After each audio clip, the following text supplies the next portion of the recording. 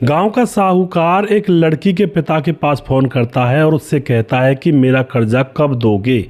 पिता कहता है जी हमारी दुकान में आग लग गई है, अभी हमारे पास पैसे नहीं हैं और पैसे बाद में दे देंगे। लेकिन साहूकार कहता है कि अगर कर्जा नहीं दे सको तो अपनी बेटी मुझे दे दो। और उसके बाद दोस्तों होता भी कुछ ऐसा है, जो उस लड़की का भाई होता है और उसका पिता होता है अपनी बेटी को, 19 साल की बेटी को उस साहूकार को सौंप देते हैं और बेटी अपने पिता और भाई का कर्जा चुका रही होती है। लेकिन बीच में एक ऐसी अजीब घटना होती है, जो साहूकार होता है वह कहता है कि मुझे ब्याज भी चाहिए, इससे काम नहीं चलेगा। और फिर यहाँ पर जो साहूकार करता है उस लड़की के साथ बड़ा ही अजीब होता है और फिर इस घटना के अंदर एक हत्या होती है।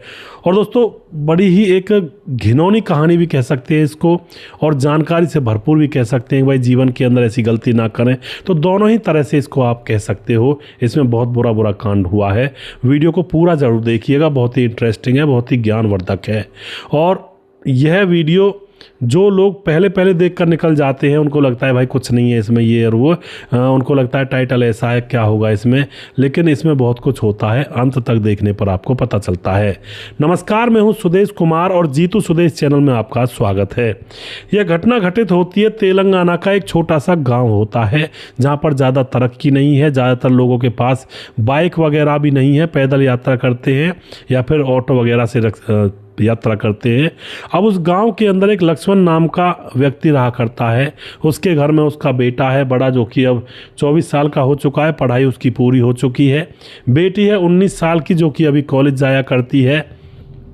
तो जो पिता होता है लक्ष्मण, उसकी पत्नी की तो मौत हो चुकी है, तो 2 बच्चे हैं, एक पिता है। लक्ष्मण को बच्चों की शादी की चिंता सताने लगती है कि बच्चों की शादी भी करनी है, इनका घर बस जाए तब चैन लूँगा। लेकिन इसी बात को बार बार सोचते सोचते अब दोस्तों वह बीमार पड़ जाता है और उसको अब ऐसी बीमारी हो जाती है, वह चारपाई पकड़ लेता है, बीमार रहने लगता है।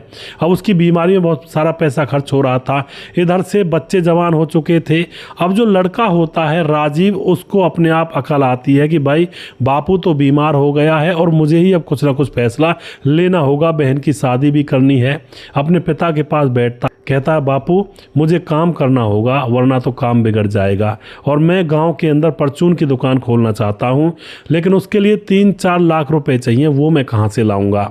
अब जो उसका पिता होता है वह बैठ रहा हो जाता है खाट में से और कहता है बेटा देखो पैसे की तो चिंता मत कर, क्योंकि गाँव का साहूकार है चांदराम, उससे हम पैसा ले लेंगे और उसका टाइम पर दे देंगे। है तो वो मक्कार टाइप का, लेकिन हमें तो पैसे ही तो लेने हैं, हमें क्या करना है। अब तो बेटे के लिए चांदराम के पास दोनों बाप बेटे जाते हैं और उससे कहते हैं कि हमें 4 लाख रुपए चाहिए अगर आप दे सको तो, और उसके बदले में आप हमारी थोड़ी सी प्लॉट है और घर है, इसको आप गिरवी रख लो।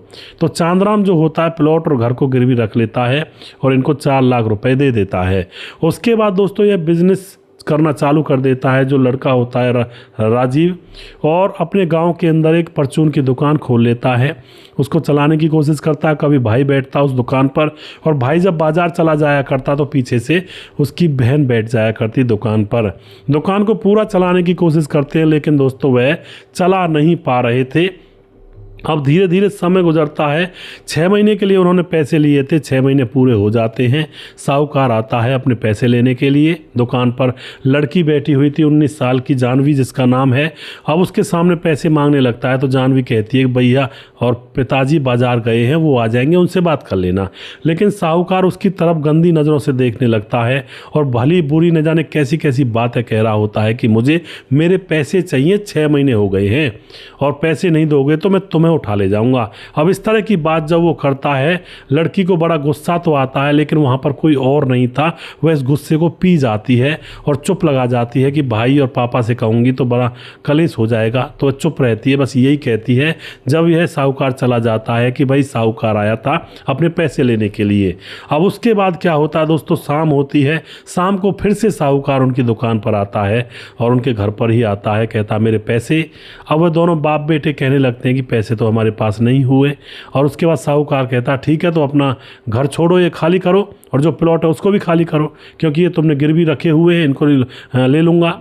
लेकिन जो पिता होता है वह कहने लगता है कि ऐसा मत करिए चांदराम जी, हम रोड पर आ जाएंगे, हम रहेंगे कहाँ, ये तो हमारा एक ठिकाना है घर, इसमें रह लेते हैं। लेकिन अगले ही क्षण जो चांदराम होता है बैठा बैठा कुछ विचार कर रहा था, उसके मन में शैतानी चाल चल रही थी। एकदम से वह कह उठता है कि ठीक है चलो ऐसा करते हैं, मैं तुम्हारा घर नहीं लेता हूँ, लेकिन तुम मेरे पैसे भी नहीं दे रहे, घर भी नहीं दे रहे, तो एक बात तो मान जाओगे ना मेरी। अब वह घर वाले कहते हैं, पिता और बाप, कि हाँ बताओ जी क्या बात माननी है। वह कहते हैं देखो तुम्हारी बेटी जवान हो रही है और मेरा एक जानकार है दूसरे गांव में, इसकी शादी करवा दो। लेकिन पिता और भाई कहते हैं अरे ये तो मामला है, शादी के लिए तो पैसे इकट्ठे कर रहे थे, लेकिन पैसे कहाँ हैं। साहूकार कहता पैसे की चिंता मत करो, शादी मैं करवा दूंगा और सस्ते में शादी करवा दूंगा, ज़्यादा तामझाम नहीं होगा, शादी में ज़्यादा खर्चा नहीं करेंगे और मैं करवा दूंगा जो भी खर्चा होगा। अब तो बाप बेटे एक बार तो खुश होते हैं कि भाई ये तो बताओ, अभी तो ये घर और हमारे प्लॉट को लेने की बात कर रहा था, लेकिन अब ये हमारी बेटी की शादी की बात कर रहा है। तो वह कहते हैं हमें लड़का दिखा दो जी। तो वह जो साहूकार होता है उनको गाड़ी में बिठाता है, दूसरा गांव सिर्फ 6 किलोमीटर दूर था, एक ही सड़क पर था, वहां ले जाकर के एक लड़का दिखाया जाता है। लड़का इन पिता और बेटे को बहुत ज़्यादा पसंद आ जाता है। लड़का तकरीबन 22-23 साल का था और यह हामी भर देते हैं कि ठीक है हम इसके साथ शादी कर देंगे। और उसके बाद जो साहूकार होता है चांदराम, वह शादी की तैयारी करता है और इन दोनों की शादी करवा देता है। अब तो पिता और भाई बहुत खुश हो रहे थे कि देखो जिस साहूकार को हम कमीना समझते थे, पैसे के लालची समझते थे, हमारी बेटी की शादी करवा दी और इतना अच्छा घर मिला है। अब लेकिन दोस्तों उनको ये पता नहीं था कि ये मामला क्या है। साहूकार के अंदर ही अंदर कोई चाल चली जा रही है। जैसे शादी होती है, शादी के 1 महीने के बाद ही इनकी दुकान जो होती है गांव के अंदर परचून की, उसमें साहूकार रात के समय में चुपके से आग लगवा देता है। और जैसे आग लगती है तो इनका सारा सामान जलकर खाक हो जाता है, यानी कि सारा सामान जल जाता है, अब किसी काम का नहीं रहता है वो। अब तो बाप बेटे हाथ माथे पर रख करके रोने लगते हैं कि अब तक तो ये उम्मीद थी कि शायद दुकान चल जाएगी, नहीं चलेगी तो इस सामान को वापस दे आएंगे, कुछ पैसा तो आ जाएगा, लेकिन अब तो कुछ रहा ही नहीं हमारे हाथों में, दुकान भी जल गई और अब ये सामान भी किसी काम का नहीं है। रोने लगते हैं लेकिन चुपचाप बैठे हुए थे, अपनी किस्मत को कोस रहे थे। उसके अगले दिन क्या होता है दोस्तों, जो साहूकार होता है उस लड़की के ससुराल में चला जाता है। असलियत यहाँ पर जानना चाहो तो असलियत ये थी, जिससे उस लड़की की यानी कि जानवी की शादी करवाई थी साहूकार ने, वो लड़का साहूकार का कहते एक तरह से चमचा था। और वहाँ जा कर के अब उस चमचे से कह देता है कि तू कमरे में मत आना, और फिर जानवी के कमरे में घुस जाता है और जानवी से कहता है कि तेरे बाप और भाई की दुकान में आग लग गई, तुझे पता है? जानवी कहती है हाँ जी मुझे पता है, फ़ोन आया था। तो साहूकार कहता है तुम्हें उसका कर्जा चुकाना है या नहीं चुकाना है? तुम चुका सकती हो, एक रास्ता ऐसा है मेरे पास। लड़की भोली सूरत में कहती है बताओ जी क्या रास्ता है, मैं चुका दूंगी। तो साहूकार कहता है देखो अगर तुमने मेरी बात नहीं मानी तो मैं अभी जा रहा हूँ और तुम्हारे बाप और भाई के जो घर है उसको खाली करवा दूंगा, प्लॉट को खाली करवा दूंगा, वो रोड पर आ जाएंगे और मैं अपना जो पैसा उसको वसूल कर लूँगा। एक तो तरीका ये है। दूसरा तरीका ये है कि अगर तुम मेरे साथ संबंध बनाओ तो मैं तुम्हारे बाप और भाई का कर्जा ऐसे ही माफ़ कर दूंगा और तुम्हारे बाप और भाई का जो घर और प्लॉट है वो उनका ही रहेगा, बस तुम्हें कीमत देनी होगी, मेरे साथ संबंध बनाने होंगे।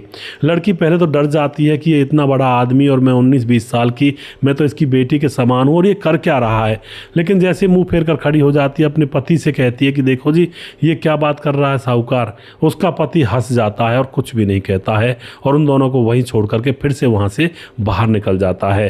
अब तो जो लड़की होती है घबरा जाती है, हैरान हो जाती है, लेकिन साहूकार कहता है, मेंटेन करता है उसको कि कुछ नहीं होगा, मेरे साथ ही तो रहना है बस तुझे, मैं कभी कभार यहाँ पर आया करूँगा और बस मुझे खुश कर दिया करना, तुम्हारे पिता और भाई को मैं कुछ भी नहीं कहूँगा। अब तो लड़की दोस्तों उसकी बातों में आ जाती है और फिर यहाँ पर वो कुकृत्य होता है उसी समय उसी कमरे के अंदर जो नहीं होना चाहिए था। जब साहूकार का मन भर जाता है तो अपने घर चला जाता है और उसके बाद अब हर 2 दिन में हर 3 दिन में उस लड़के के घर पर साहूकार जाया करता और इसी तरह से मौज मस्ती लेकर वापस आया करता है। अब तो जब साहूकार को मज़े मज़े थे यहाँ पर दोस्तों, अब धीरे धीरे कुछ समय गुजरता है तो अब जो साहूकार होता है उस लड़की को अपने घर ही ले जाता है, यानी कि लड़की के गांव में ही, उसके बाप और भाई वाले गांव में ही, और वहाँ ले जाकर अपने घर में रखने लगता है। लड़की से कहता है कि मैं तुम्हारे बाप और भाई का वो प्लॉट और घर छीन लूँगा, या तो मेरे साथ चलो। लड़की अपने पति से पूछती है, पति भी हंस जाता है, कहता है जो साहब जी करेंगे वो ठीक है। और उसके बाद साहूकार के साथ वो लड़की उसके गाँव में, लेकिन दोस्तों जैसे तैसे सूचना मिल जाती है भाई और बेटे को।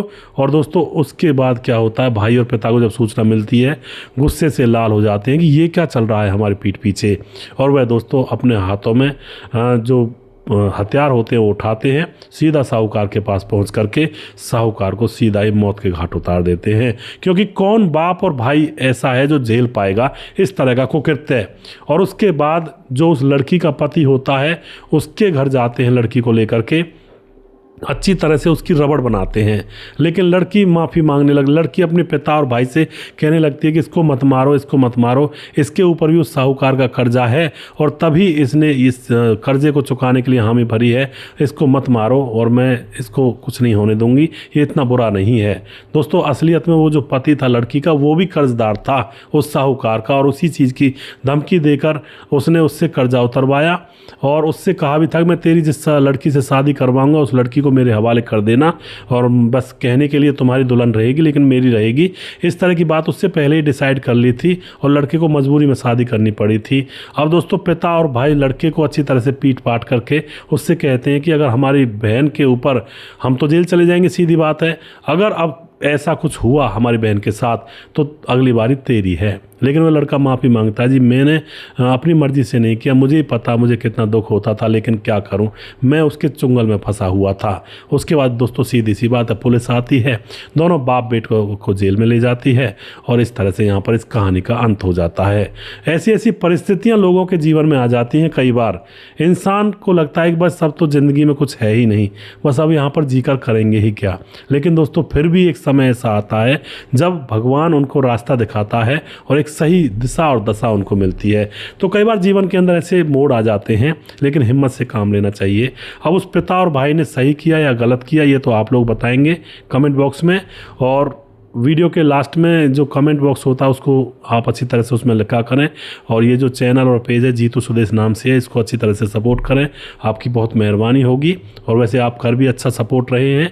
और वीडियो के लास्ट में कुछ भाइयों के नाम ज़रूर लेना चाहूँगा जो हमारे वीडियोज़ को देखते हैं और हमें खूब सपोर्ट करते हैं। हमारे साथ हैं किशन कुमार कमेंट करते हैं, सुजीत कुमार कमेंट करते हैं, राम कुमार धर्मराज कमेंट करते हैं और आपकी कहानी से बहुत सीख मिलती है। सुजीत कुमार दोबारा से हैं, उसके बाद हरिराम तवड़िया कमेंट करते हैं, रजत सैनी हैं, रतनलाल शर्मा हैं और सरपंच सिंह कमेंट करते हैं, याकूब चिप्पा कमेंट करते हैं, मुकेश कुमार यूपी 83 से हैं, विंध्याचल राजबार कमेंट करते हैं, ताजिल अहमद ऑस्ट्रेलिया से अमरबेन कमेंट करती हैं, याकूब चिप्पा दोबारा से कमेंट करते हैं। उसके बाद हमारे साथ हैं भोलेनाथ शुक्ला कमेंट करते हैं, वेरी नाइस अमेजिंग स्टोरी। और उसके बाद संजीव कुमार नेपाल से कमेंट करते हैं। और उसके बाद हमारे साथ हैं सूरज डियो जो कि फिजी से हमारे वीडियोज़ पर लगातार कमेंट करते हैं, समाधान पाटिल जलगांव महाराष्ट्र से हैं। और उसके बाद राम गोसाई अमरभाई लगातार कमेंट करते हैं, मोनू जैन कमेंट करते हैं। और उसके बाद हमारे साथ दुर्योधन भाई कमेंट करते हैं, सुशील चौधरी हैं, राम मोहम्मद यासीन लाहौर पाकिस्तान से कमेंट करते हैं, राधेश्याम शर्मा श्री जयपुर राजस्थान से हैं, राजकिशोर चौरसिया महाबलेश्वर महाराष्ट्र से कमेंट करते हैं।